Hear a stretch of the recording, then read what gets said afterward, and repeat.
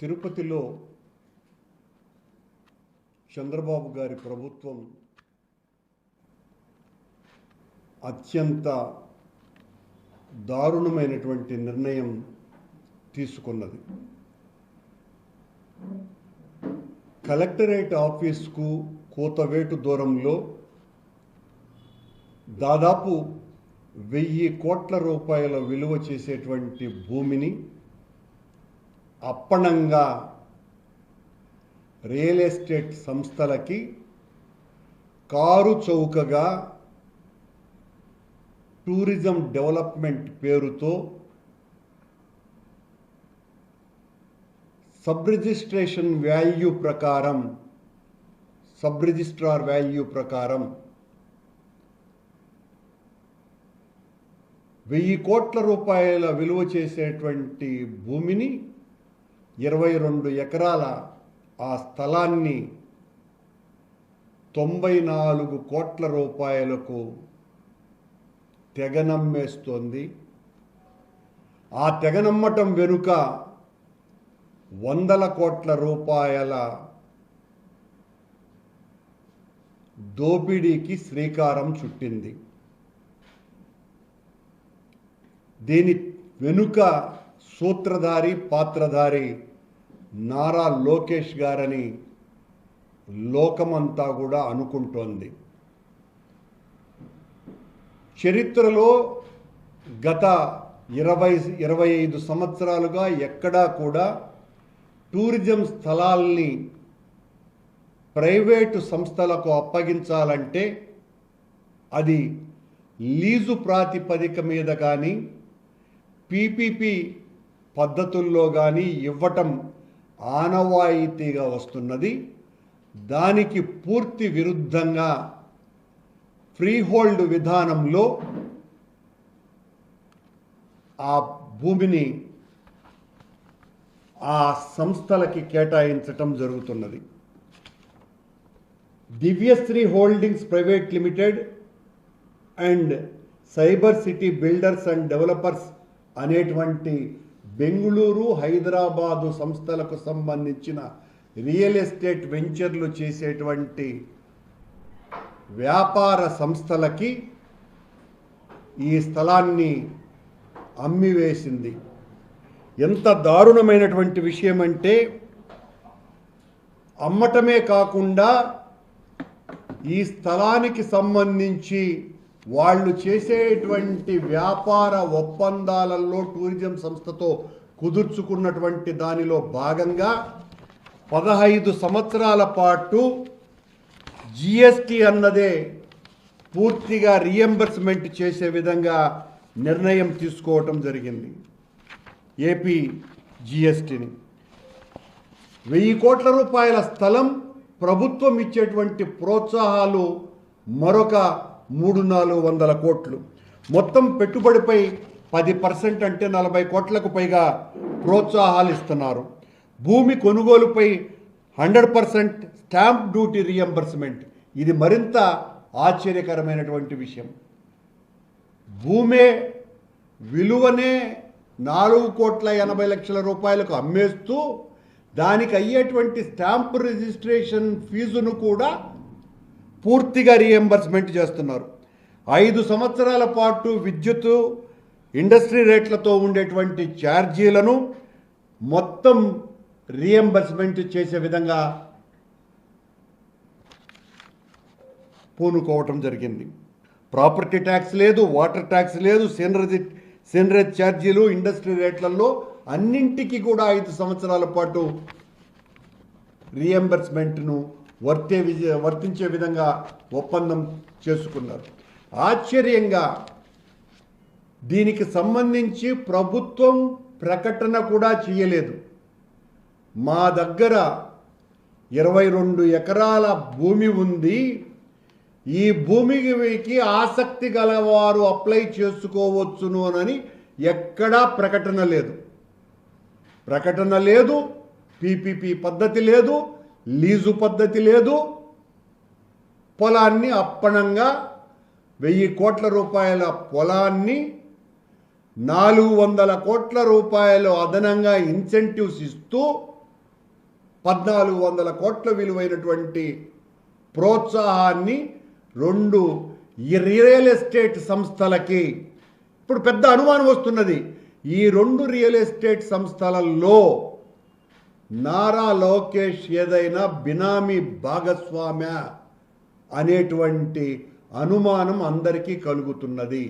మీకెందుకు ఆ real estate సంస్థల మీద అంత ఇంట్రెస్ట్ ఉన్నది అన్నదానికి సమాధానం బయటికి రావాలా?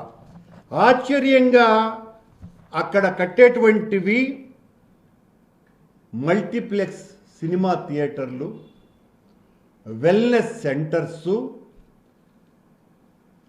అలాగే ఓ పెద్ద కాన్ఫరెన్స్ హాలు. వెల్నెస్ సెంటర్ అన్నది బీచ్ల పక్కన ఉండేటువంటి సంస్థలు, జనరల్గా ఉండేటువంటి కార్యకలాపాలు. అక్కడ ఖరీదైనటువంటి వ్యక్తులకు ఖరీదైనటువంటి రేట్లతో రిచ్ స్పా సెంటర్లనే వెల్నెస్ సెంటర్లు అని అందరికీ తెలుసును.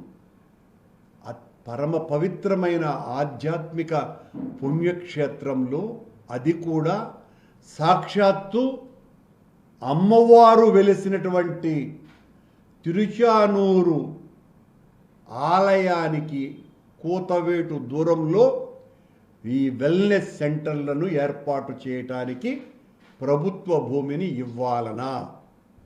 దీనికి వాళ్ళు 1200 కోట్ల రూపాయలు వెచ్చిస్తారట, 1500 ఉద్యోగాలు వస్తాయట. అందుకోసమని 1400 కోట్ల రూపాయల విలువ చేసేటువంటి భూమిని అప్పనంగా ఇచ్చేయటం.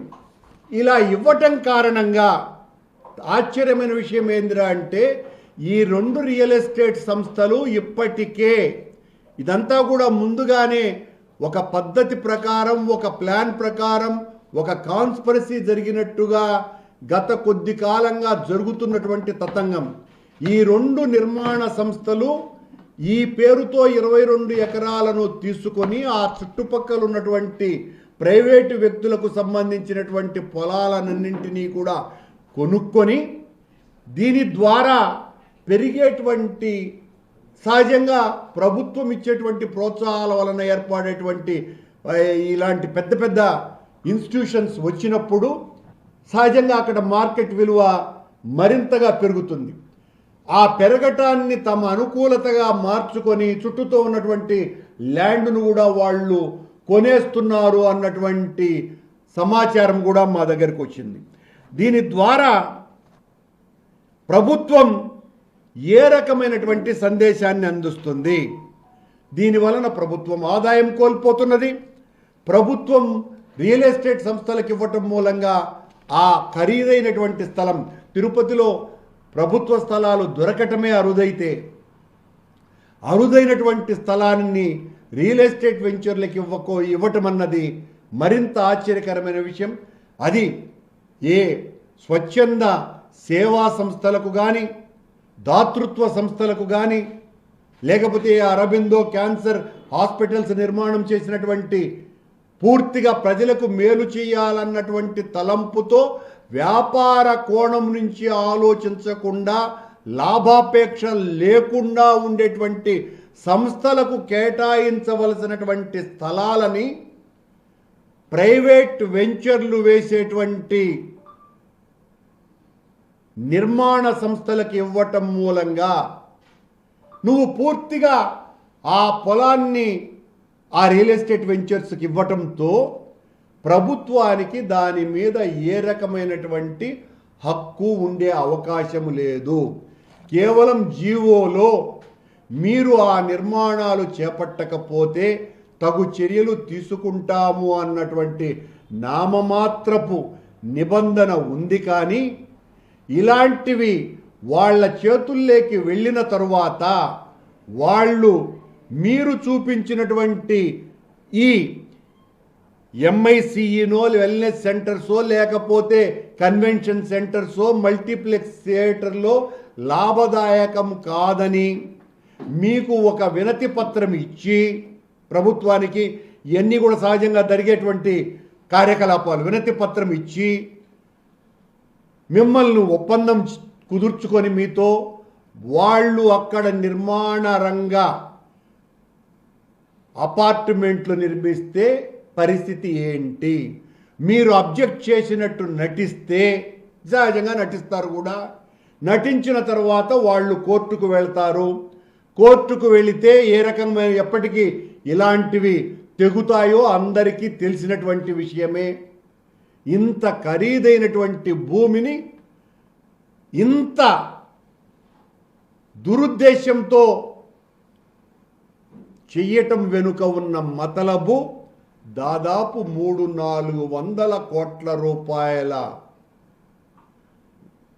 డబ్బులు తీసుకుని వాళ్లకు ఈ 22 ఎకరాల స్థలాన్ని నారా లోకేష్ గారు ఇచ్చారు అని లోకమంతా కోడై కూస్తున్నది. ఇదేదో మేం చేస్తున్న ఆరోపణ కాదు, మొత్తం తెలుగుదేశం వర్గీయుల దగ్గర నుంచే వస్తున్నటువంటి ఆరోపణ. ఇంత దారుణమా? ఇంత పవిత్రమైనటువంటి పుణ్యక్షేత్రంలో ఇంత ఖరీదైనటువంటి స్థలాన్ని స్పాలు ఏర్పాటు చేసేటువంటి, అందులోనూ వీళ్లకు ఈ రియల్ ఎస్టేట్ వెంచర్లు నడిపేటువంటి 2 సంస్థలకి ఇలాంటి కార్యక్రమాలు చేసేటువంటి అనుభవం కూడా లేదు. ఈ మల్టీప్లెక్స్ థియేటర్లు కావచ్చును, ఎంఐసీలు కావచ్చును, వెల్నెస్ సెంటర్లు కావచ్చును, కల్చరల్ సెంటర్స్ కావచ్చును, ఇలాంటివి నిర్మించినటువంటి అనుభవాలు కూడా లేవు. కానీ వాళ్ళ చేత కావాలనే వాళ్ళు అడిగినారో వీళ్ళు ప్రభుత్వం ఇచ్చేస్తున్నది. దీని మీద ఏ రకమైనటువంటి ప్రకటన లేదు. మొన్ననే అందులో మళ్ళా 2, ఒక 5 స్టార్ హోటలు, ఒక 3 స్టార్ హోటలు. తిరుపతిలో హోటల్స్ నిర్మాణం ఈ రోజున ఎలా ఉందిరా అంటే, పాత హోటల్లో వాళ్ళంతా కూడా అడుక్కు తినే పరిస్థితికి వచ్చేసినారు. ఎక్కడ చూసినా హోమ్ స్టేలు, ఖరీదైనటువంటి హోటళ్ళన్నీ వచ్చి స్థానికంగా ఉండేటువంటి తిరుపతి వాసులు కట్టుకున్నటువంటి హోటళ్లకు దిక్కు లేకుండా పోయేటువంటి పరిస్థితి ఈ ప్రభుత్వం కల్పిస్తోంది. కొండ మీద కావాల్సినంత ఏర్పాట్లు ఉన్నప్పటికీ కూడా ఈ రకంగా రియల్ ఎస్టేట్ వెంచర్లకు ఈ పేర్లతో పొలాలను అప్పనంగా కట్టిబెట్టడం వెనుక పెద్ద ఎత్తున చేతులు మారటం తరువాత జరిగేటువంటి తతంగం ఏంటి అన్నది అందరికీ తెలిసినటువంటి విషయమే. ఇంత ఖరీదైనటువంటి ల్యాండ్ను దామినీడిలో అమ్మవారి పక్కన ఉన్నటువంటి ఈ ల్యాండ్ను చంద్రబాబు గారు మీరెందుకు ఎవరో ఆ ముంతాజ్ హోటల్ పేరుతో నడపాలనుకున్నటువంటి ఆ సంస్థకు కేటాయించలేకపోయినారు? టీటీడీ ల్యాండ్ను ఎందుకు కేటాయించినారు? అక్కడ కూడా ఒక కుట్ర దాగి ఉన్నది. 3,000 కోట్ల రూపాయలు విలువ చేసేటువంటి భూమిని అలిపిరి పాదాల చెంత, వెంకటేశ్వర స్వామి పాదాల చెంత టీటీడీ ల్యాండ్ను టూరిజం వాళ్ళ దగ్గర నుంచి తీసుకొని 7 స్టార్ హోటల్కి నిర్మాణం చేయాలని నిశ్చయించుకున్నటువంటి వాళ్లకు టీటీడీ స్థలాన్ని అప్పగిస్తారండి మీరు? అంతే 20 ఎకరాల స్థలమే కదా ఇక్కడ దామినేడు. ఈ 20 ఎకరాల స్థలం వాళ్ళకెందుకు ఇవ్వలేకపోయినారు? అలా ఎందుకు మార్పిడి చేయలేకపోయినారు? అక్కడ డబ్బులు చేతులు మారినాయి, ఇక్కడ 100 కోట్లు చేతులు మారినాయి. ఎంత దారుణమైనటువంటి విషయం, ఎంత అపచారం భగవంతుడికి.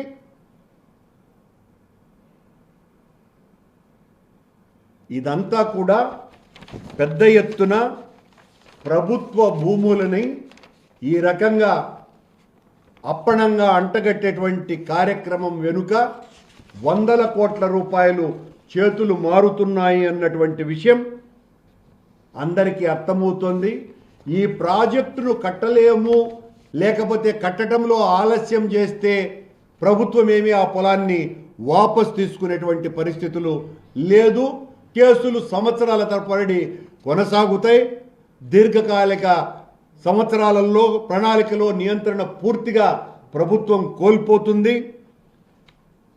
కొండ ప్రాంతాలు సముద్ర తీరాలలో జరగాల్సినటువంటి ఇలాంటి కార్యక్రమాలను అత్యంత పవిత్రమైన అమ్మవారి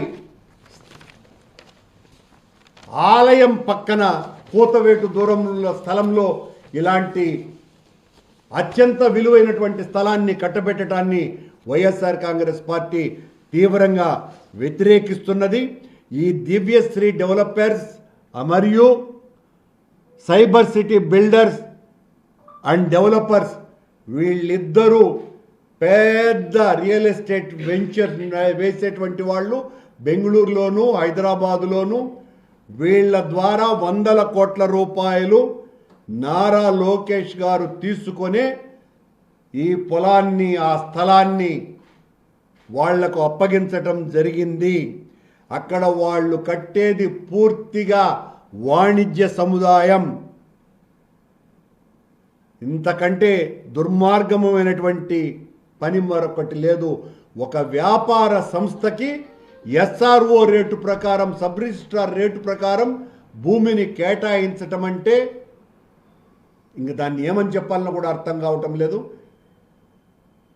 ఆ స్థలాన్ని నువ్వు ఇవ్వాలనుకోనుంటే టీటీడీకి సంబంధించిన 3,000 కోట్ల రూపాయల విలువైన స్థలాన్ని వెంకటేశ్వర స్వామి మీద నిజంగా చంద్రబాబు గారికి ప్రేమ ఉంటే ఆయన అంటూ ఉంటాడు కదా, నాకు ఆ భక్తి ఉంటేనని. నిజంగా మీకు భక్తి ఉండేవాళ్ళైతే చంద్రబాబు గారు 3,000 కోట్ల రూపాయలు విలువ చేసేటువంటి ఆ స్థలాన్ని ఆ ట్రైడెంట్ హోటల్ వాళ్ళకి ఇవ్వటం ఏంటి, ఒబరాయ్ హోటల్ వాళ్ళకి? దీన్ని మళ్ళీ రియల్ ఎస్టేట్ వెంచర్స్ వాళ్ళకి ఇవ్వటం ఏంటి?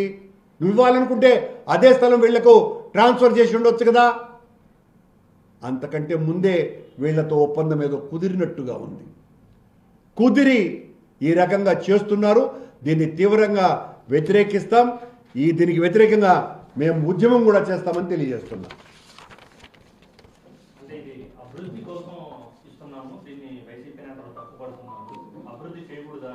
ఇది అభివృద్ధి అండి. అభివృద్ధే చేయదలుచుకుంటే ఇక్కడి నుంచి ఒక 50 కిలోమీటర్ల దూరంలో అలాంటి స్థలాన్ని ఇస్తే ఎంత బాగుండును. తిరుపతి అభివృద్ధికి ఏమన్నా లోటు అవుతుందా? తిరుపతి అంత శీఘ్రంగా అభివృద్ధి చెందుతోంది. తిరుపతి అభివృద్ధి చెందడానికి 1,000 కోట్ల రూపాయల విలువలు చేసేటువంటి స్థలాన్ని 10 కోట్ల రూపాయలకు అమ్మేసి ఇచ్చేస్తారండి. అదే అభివృద్ధి? దాన్ని అభివృద్ధి అంటారా? కుట్ర అంటారా? మోసం అంటారా? లంచం అంటారా? దగా అంటారా? ద్రోహం అంటారా? ఇవన్నీ అప్లై అవుతాయి దాంట్లో. తిరుపతి జిల్లాలో ఇసుక దోపిడీ కూడా యథేచ్ఛగా కొనసాగుతుంది. అవును, ఆశ్చర్యం. ఎవరైతే నిందితుడుగా అనైతిక కార్యక్రమాలకు పాల్పడుతున్నాడని మొత్తం హిందూ సమాజం అంతా చీత్కరించి ద్వేషించి అవమానకరంగా చూస్తున్నటువంటి టీటీడీ పాలక మండలి అధ్యక్షుని అతి సమీప బంధువులు పూతలపట్టు నియోజకవర్గంలో ఇసుక దందా ఆ బిఆర్ నాయుడు గారే చేస్తున్నారని కూడా వాళ్ళు చెప్పుకుంటున్నారంట. ఆ బంధువులు వాళ్ళు ఈ రకంగా ఇసుకంతా కూడా రోజు 10ల సంఖ్యలో మద్రాసుకు ఒక్కొక్క ఇసుక లారీ దాదాపు 1,00,000 నుంచి 1,50,000 రూపాయలకు తరలించి వేస్తూ ఉంటే చోద్యం చూస్తోంది ప్రభుత్వం. ఏమాత్రం కూడా పట్టించుకోవటం లేదు. అంత అనైతిక కార్యక్రమాలు పాల్గొన్నటువంటి వ్యక్తిని టీటీడీ అధ్యక్షుడిగా తీసేయను లేదు. అదనంగా బోనస్గా వాళ్ళ బంధువుల చేత ఇసుకంతా కూడా తరలించేటువంటి కార్యక్రమాలకు కూడా పాల్పడేటట్టు చేస్తూ మళ్ళా నీతి శుద్ధులు మాట్లాడుతున్నారు. కొండ మీద ఆ జూబ్లీ హిల్స్ సొసైటీ సభ్యులకు మొత్తం రోజు 10ల సంఖ్యలో వాళ్ళకేమో దర్శనాలు కల్పిస్తూనే ఉన్నాడు బిఆర్ నాయుడు గారు. ఇక్కడికి అసలు రాకుండానే హైదరాబాద్ కేంద్రంగా వాళ్ళ కొడుకు అక్కడ పోటీలో నిలబడ్డాడు జూబ్లీ హిల్స్ సొసైటీకి. అతన్ని గెలిపించాలని ఎన్ని రకాలైనటువంటి ప్రయత్నాలు చేయాలనో అన్ని రకాల ప్రయత్నాలు చేస్తూ అందులో భాగంగా దర్శనాలన్నీ కూడా ధారాళంగా విరాళంగా విరివిగా వాళ్ళకందరికీ దర్శనాలు చేయిస్తున్నారంటే ఏ రకమైనటువంటి సంకేతాన్ని ఈ ప్రభుత్వం పంపిస్తున్నది అన్నదానికి మరొక ఉదాహరణ లేనే లేదని చెప్పవచ్చు.